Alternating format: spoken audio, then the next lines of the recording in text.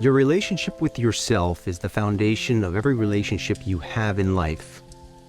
In this quote, Mel Robbins is asking us to consider self-care and self-compassion, for sure, but also self-awareness. And that's what I want to focus on here. The way in which we are aware of ourselves will have a fundamental impact on everything we do in life. How do you see yourself?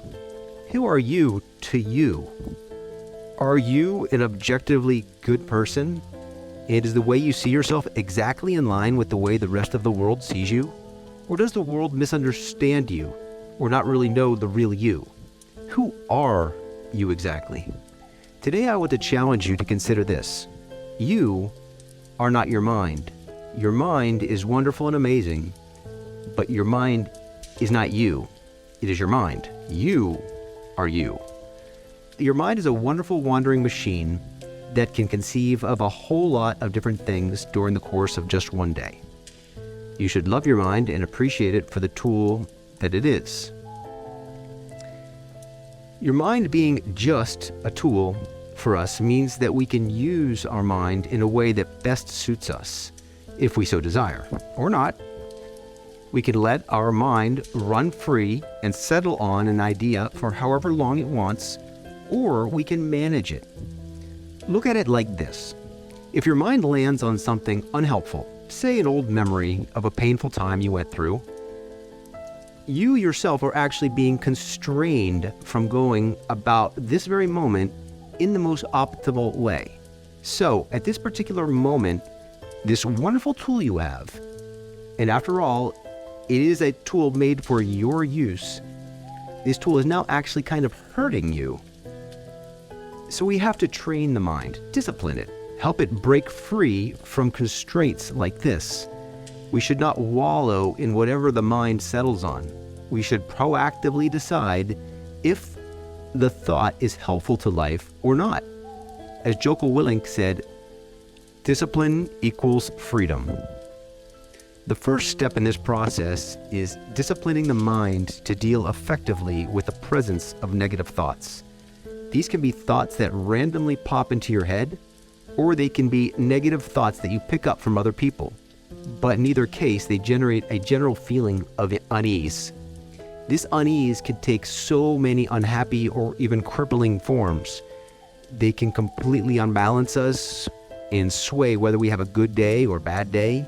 The thoughts being mulled over in your head can lead to anxiety, tension, stress, anger, worry, bitterness. The list goes on and on. There is a great risk in underestimating the impact of negative thoughts. Take one of a million examples. For instance, a child who thinks he's not smart enough to do well in school may have feelings of anxiety and self-doubt, which might lead to procrastination in studying, avoiding homework assignments, so forth. And when the child ultimately gets that bad grade from not having studied, the cycle of self-doubt continues. A pattern of behavior gets established, perhaps affecting other areas of the child's life as well. Joyce Meyer said it best when she said, all of our problems start in our minds, and you cannot have a positive life and a negative mind. Respecting time and living in the present. This all gets a greater urgency when we consider that while you are allowing your mind to wander and wallow on negative thoughts, life is going by. Eckhart Tolle made a very keen observation in saying this, quote, all negativity is caused by an accumulation of psychological time and denial of the present. What this means is that all the while you are dwelling negatively on the past or the future, all those precious moments of thought, the so-called, quote, accumulation of psychological time, are being used up. While you are ruminating, you may or may not be resolving things, who knows, but one thing is for certain, you are avoiding the present moment. In the meantime, life is going by. In essence, you are disrespecting the present moment. You've let the past or future bleed into the now. And that is the big risk and tragedy of all that dwelling. The theoretical has affected the actual. Tolle said, realize deeply that the present moment is all you have. Make the now the primary focus of your life. Tony Robbins has very similar advice in a business sense. He equates time to money or capital in saying, time is the capital of your life, so spend it wisely. And lastly, Mel Robbins gets even more granular, talking about how to stop pondering and start being active. She said, quote, hesitation is the kiss of death. Wow, so these great thinkers are saying that even just giving a moment of hesitation to entertain a negative thought is a complete waste of time. They're saying just totally blow off that negative thought. The power of positive thinking. It is important to accept negative thoughts in the sense that you look at them directly and see them for what they are, negative and unhelpful. Also see that they are completely normal and they are manageable. We have the ability to feed them or not. It's our decision. At our disposal at any moment is this: filling our mind with positive thoughts. You can actively orient yourself to the positive. And why is this desirable? Isn't it equally good just to let the mind go naturally where it wants to go? Well, it's desirable to be positive because positive thinking contains power. As Tony Robbins said, positive thinking will help you, quote, generate a feeling of certainty in yourself when nothing in the environment supports you, end quote. So it's like an instant friend, a friend just in the nick of time. I also like this quote from Jocko Willink, quote, when things are going bad, don't get bummed out, don't get startled, don't get frustrated. No, just look at the issue and say, oh, good.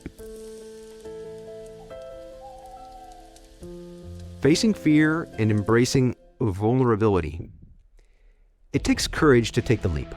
It takes courage to ward off negative thoughts, embrace positivity, live in the present moment, and be real with yourself. In doing so, you're actually taking a step into the unknown.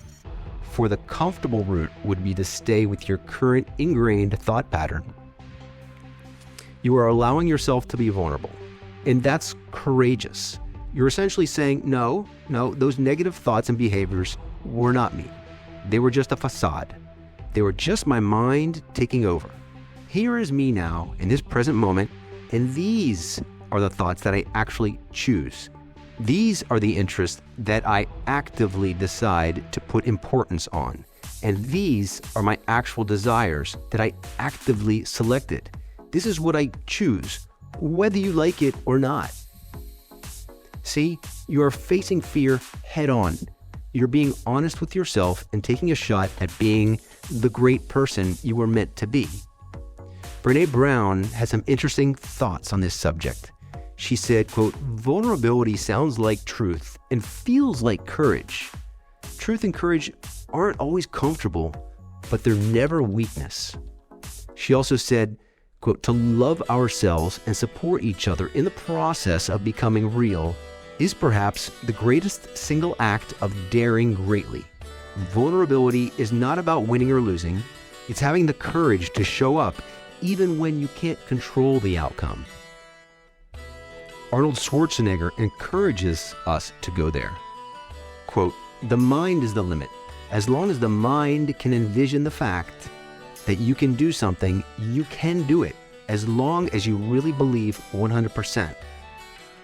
Mel Robbins says it gets easier with practice, saying, quote, the more you choose courage, the more likely you'll succeed. And Jordan Peterson also adds some very interesting color to this topic. He said, quote, when you have something to say, silence is a lie. So being passive or being silent when you really do disagree is equivalent to lying. And lying is harmful to the world, not just to you. So it is indeed very important to reveal the true you. Taking responsibility for self-improvement. It is up to each one of us to take responsibility for our own self-improvement. It is not a quick process. It takes being committed to managing your thoughts one by one. Dr. Peterson said, to stand up straight with your shoulders back is to accept the terrible responsibility of life with wise eyes wide open. It means deciding to voluntarily transform the chaos of potential into the realities of habitable order. End quote. To do this, you need to be 100% committed to living the best life possible, never accepting second-rate behavior, holding yourself to the highest of standards, and trusting fully in yourself and your own ability to manage your own thoughts with skill. Jocko Willink said, "It's not what you preach, it's what you tolerate." End quote. In essence, don't talk about it, be about it. Willink is saying that the road to truth and authenticity, letting our thoughts be the ones we choose rather than whatever thoughts might come along, this requires complete personal integrity.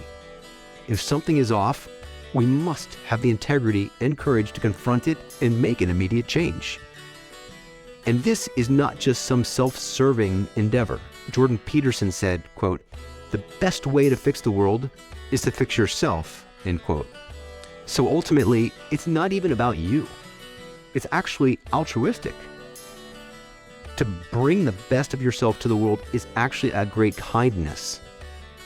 Dr. Peterson said, quote, "The purpose of life is finding the largest burden that you can bear and bearing it," end quote. So you choosing the hard path of responsibility, honesty, truth, integrity, all these things, this is actually a burden. It's not easy. It takes self-discipline. It takes thought control. It won't just happen by itself, but taking on the burden of being the best version of yourself, taking on that life's work, will have you come across your purpose in life. Tony Robbins said, "It's your decisions, not your conditions, which shape your life," end quote. He also said, quote, "You have everything you need within you to be successful. There is a powerful driving force inside every human being that once unleashed can make any vision, dream, or desire a reality," end quote. Playing the long game. The process is a process. You will need to learn to cultivate patience and perseverance. The process of changing thought patterns will take time. Keep your focus down the road where you want to be, able to hive off unhelpful thoughts instantaneously. For now, understand that you are in training. Start with baby steps. John Quincy Adams preached the importance of fortitude and belief in the process, saying, quote, "Patience and perseverance have a magical effect before which difficulties disappear and obstacles vanish," end quote. And Jocko Willink said, "Take baby steps, break it down into manageable chunks," when he said, quote, "Prioritize your problems and take care of them one at a time. The highest priority first. Don't try to do everything at once, or you won't be successful. Assume you will be alone and be kind to others in the process. The person who actively selects thoughts is rare. It requires being completely agnostic regarding what, quote, the crowd is doing or thinking. If you are on the path, assume you will be alone. In essence, you will have to be the strong one, the giver, the patient one, the understanding one, the kind one, the tolerant one, and the one comfortable in the disorder. That's okay. Be content in being the outlier. Your strength will be in understanding of people who are not where you are. Take courage in the words of Arnold Schwarzenegger, quote, "The worst thing I can be is the same as everybody else. I hate that," end quote. And Martin Luther King Jr. also gave us strengthening words to consider, quote, "Darkness cannot drive out darkness. Only light can do that. Hate cannot drive out hate. Only love can do that," end quote. Committing yourself to the golden rule will help you find the grace to get there. Knowing that you are special. Always keep present in mind that you are special and have a unique mission on earth. Believe deeply that you were brought here for a reason and you have so much beauty to contribute to the world. As Jordan Peterson once said, quote, "Don't underestimate the hole your absence would leave," end quote. Your efforts to actively choose positive thoughts will help show the real you to the world, and that will be, in turn, a blessing to everyone. Consider how special you are and how much benefit and joy you could potentially bring to the world. I'll leave you with this one final thought from Mel Robbins. Quote, "There will always be someone who can't see your worth. Don't let that be you."